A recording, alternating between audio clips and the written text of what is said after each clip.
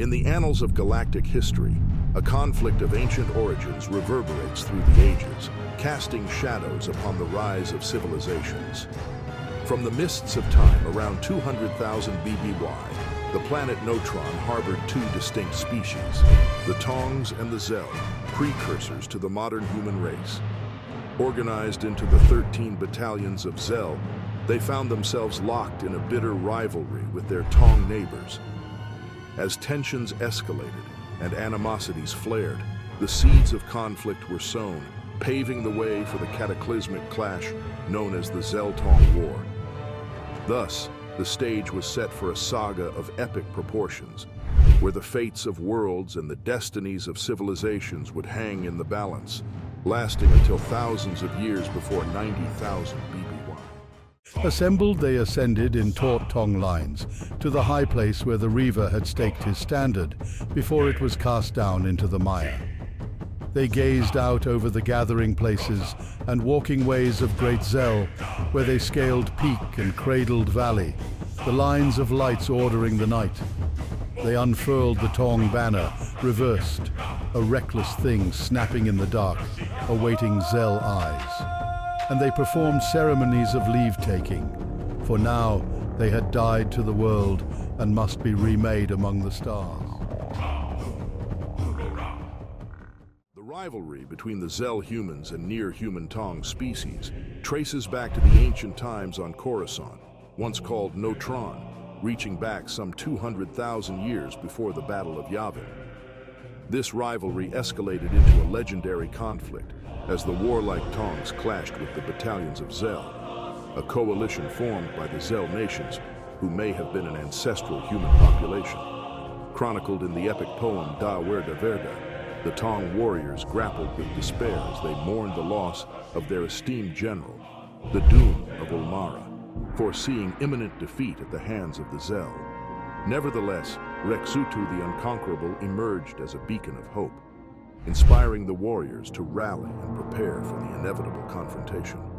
Ascending to a high vantage point overlooking Great ZHELL, where they steeled themselves for battle with solemn ceremonies and unwavering determination.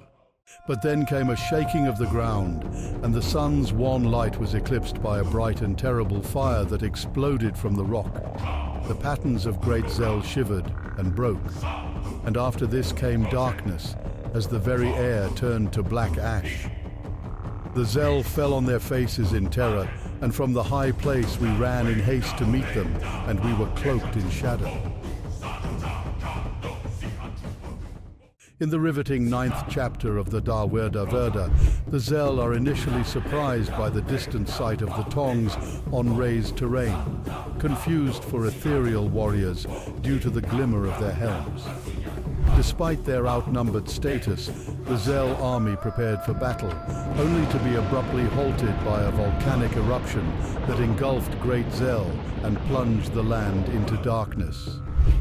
As ash obscured the sky, the Taungs emerged from the shadows, instilling fear in their bewildered forces. This momentous event is depicted as the arrival of the Maker to unmake, reshaping the course of the ancient conflict and the destiny of humanity in a distant galaxy, far, far away. The assembled Taungs watched in awe as ash blotted out the sun and rained down upon them. Taking their opponent's destruction as a sign of divine favor, the Taungs christened themselves Dha Werda, the Shadow Warriors, and celebrated their victory in the epic poem of the same name. According to Dha Werda, the Taungs conquered the ZHELL nations, weakening them greatly after the fall of Great ZHELL. Both the ZHELL and Taungs were nearly wiped out by a volcanic eruption, which blanketed Neutron skies in ash for 2 years, casting a shadow over the land. Seeing this as a divine sign and a symbol of their destiny, the Taungs named themselves Dha Werda, or Warriors of the Shadow, composing a poem to commemorate their victory. Despite claims of ZHELL recovery, they reportedly eventually ousted the Taungs from Neutron, which later became the city world Coruscant. the discovery of the ice crypts containing 13 mummified bodies believed to be the ZHELL chieftains of the 13 nations further reinforced the historical conflict between these two ancient peoples. Mandalore, once a wild and untamed world dominated by the colossal mythosaurs, underwent a transformative shift with the arrival of the Tong. Forced from Coruscant by the human battalions of ZHELL, the Tong sought refuge on Rune before settling on Mandalore around 7000 BBY. They renamed the planet Mandayaim in honor of their leader, Mandalore I, and rebranded themselves as Mandalorians, sons and daughters of Mandalore. The Mandalorians, led by a succession of warlords known as Mandalore, embarked on taming their new home by exterminating the mythosaurs. However, unsatisfied with conquest on one planet, the Mandalorian Tongs hungered for more, craving fresh conquests beyond Mandalore's borders. 200 millennia after the Dha Werda events, scholars debated its historicity amid uncertainties over Great ZHELL's location and Coruscant's volcanic history, complicating dating the poem. Speculation arose about the conflict's historical validity. In 2 ABY, challenges in verifying the ZHELL's destruction were discussed by Eshul Shewa in A Long Time Ago. In 21 BBY, Coruscant inhabitants recited the poem during a ceremony, showcasing its integration into their culture. However, historian Mesh Bursun questioned why Coruscant's primarily human population revered a poem by non-human conquerors.